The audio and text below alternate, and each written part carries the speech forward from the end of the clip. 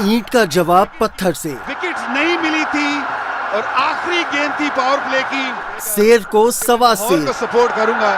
हवा में गेंद कैच हो सकता है और पकड़ लिया कैच इफ्तिखार ने।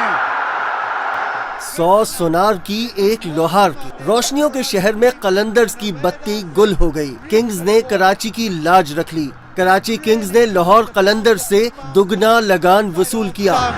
No control from Dunk and not today.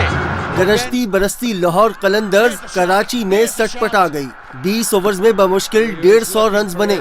It's just a single and it brings up the 150 at the last ball of the innings. Suhail Akhtar ने 68 रन की शानदार इनिंग्स खेली। मोहम्मद हफीज ने 35 रन बनाए।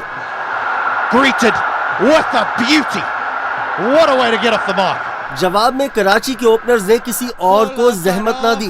बाबर आजम और शर्जील खान ने ही सारा हिसाब चुका दिया। Take the single, get the 150. Sharjeel Khan ने 74 रन की इनिंग्स खेली। बाबर आजम 69 रन बनाकर नॉट आउट रहे। कराची किंग्स ने हंसते खेलते मिशन मुकम्मल Take the कर single, दिया। get the 150. And Karachi Kings have beaten Lahore Qalandars here by 10 wickets, becoming only the second side after Zalmi to win a PSL match.